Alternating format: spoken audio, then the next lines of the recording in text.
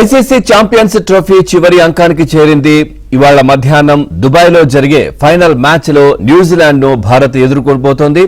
టీమిండియాకు ఇది వరుసగా 3వ ఛాంపియన్స్ ట్రోఫీ ఫైనల్స్. అయితే టోర్నీలో ఇప్పటి వరకు భారత్ 2 సార్లు విజేతగా నిలిచింది. 2013లో భారత్ చివరిసారిగా గెలిచింది.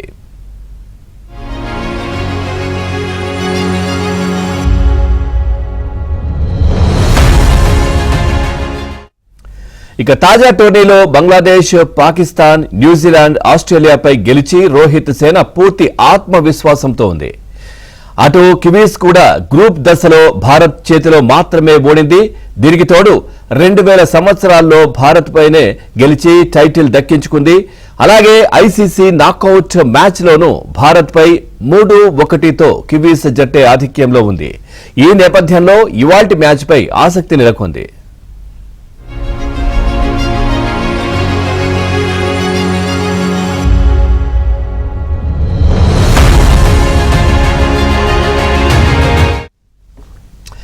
ఐసీసీ ఛాంపియన్స్ ట్రోఫీ చివరి అంకానికి చేరింది. ఇవాళ మధ్యాహ్నం దుబాయ్లో జరిగే ఫైనల్ మ్యాచ్లో న్యూజిలాండ్ను భారత్ ఎదుర్కోబోతోంది. సో ఈ మ్యాచ్కి సంబంధించి కూడా ఇటు దేశవ్యాప్తంగా కూడా అభిమానులు, క్రికెట్ అభిమానులు అందరూ కూడా ఆసక్తిగా ఎదురు చూస్తున్న పరిస్థితి. ఎవరి అంచనాలు వారివి.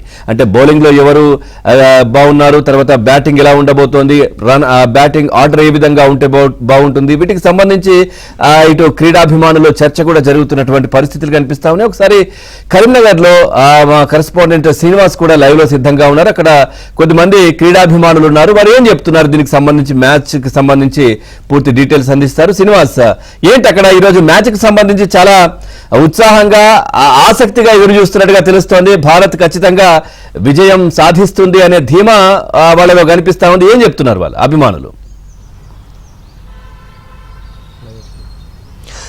ఎస్ పవన్, మొత్తానికి సూపర్ సండే ఎగ్జైట్మెంట్ అంతా ఇంత కాదు. దాదాపు మధ్యాహ్నం తర్వాత ఇండియా అంతా కూడా టీవీలకే అతుకుపోబోతోంది. ఛాంపియన్స్ ట్రోఫీలో ఇండియా ఫైనల్ మ్యాచ్ ఆడబోతోంది. దీంతో ఇప్పటికే గత మ్యాచ్ల్లో తిరుగులేని విజయాన్ని ఇండియా సాధించింది. ముఖ్యంగా పాకిస్తాన్ టీం పైన, ఆ తర్వాత సెమీఫైనల్లో ఆస్ట్రేలియా టీం పైన ఇండియా సాధించిన విజయాలపైన ఇప్పటికే మనం చూసాం. సో ఇక ఫైనల్ ఒక్క అడుగు కూడా ఈ రోజు వేసేస్తే సో కప్ ఛాంపియన్స్ ట్రోఫీగా ఇండియా గెలుస్తోంది. సో మనతో చాలా మంది వాకర్స్ కానీ, ఈ క్రికెట్ అభిమానులు కానీ వీళ్ళందరూ మనతో ఉన్నారు. వాళ్ళ ఫీలింగ్స్ కానీ, ఛాంపియన్స్ ట్రోఫీలో ఇండియా, న్యూజిలాండ్ బలాలు, అలాగే ఇండియాకు సంబంధించిన అనేక అంశాల మీద మనతో మాట్లాడడానికి వాళ్ళు సిద్ధంగా ఉన్నారు. సార్ చెప్పండి, ఛాంపియన్స్ ట్రోఫీలో భాగంగా ఈరోజు ఫైనల్ మ్యాచ్ జరగబోతోంది. భారత్ బలాలు ఏంటి? ముఖ్యంగా పాకిస్తాన్ టీంతో పాటు ఆస్ట్రేలియా మీద విరాట్ కోహ్లీ చాలా అద్భుతమైన ఇన్నింగ్స్ ఆడారు. సో మన వైపు బౌలింగ్ కూడా బాగుంది. కానీ న్యూజిలాండ్తో పోల్చితే కొంత ఫీల్డింగ్ న్యూజిలాండ్ టీం చాలా స్ట్రాంగ్గా ఉంటుంది. సో ఎలా అనిపిస్తుంది, ఏమనిపిస్తోంది? మన ఇండియా కూడా ఈ ఫీల్డింగ్ టీంకి వచ్చే వరకు మన ఇండియాలో కూడా అంత్యంత ప్రత్యేకమైన క్రికెటర్స్ ఉన్నారు. కాకపోతే సమయాన్ని బట్టి వాళ్ళ టాలెంట్ను బయటకు తీస్తారు. మేము కోరుకునేది ఏంటంటే, మొన్న మిస్ అయిన ఏదైతే కోహ్లీ సెంచరీ ఉందో, ఈసారి మాత్రం కనీసం కొంత ఎక్కువ టైం వెచ్చించగలిగితే, తను మంచి ఆడగలిగితే ఖచ్చితంగా ఈసారి కోహ్లీ మాత్రం సెంచరీ చేసి ఇండియాను ఖచ్చితంగా అతి తొందరలోనే గెలుపు దిశగా తీసుకుపోతారని మేము అనుకుంటున్నాం. సో ముఖ్యంగా రోహిత్ కానీ విరాట్ కోహ్లీకి చాలా టఫ్ టైం. ఎందుకంటే వారికి సంబంధించిన రిటైర్మెంట్కి సంబంధించిన చర్చ జరుగుతోంది. సో ఈ ఛాంపియన్స్ ట్రోఫీ ఫైనల్ ఎలా ఉండబోతోంది? సో రోహిత్ శర్మకి ఇది ఐసీసీ ఒక టోర్నమెంట్ అనేది ఒక గిఫ్ట్గా ఉండబోతోందా? ఇది ఇండియా అన్స్టాపబుల్ టీం.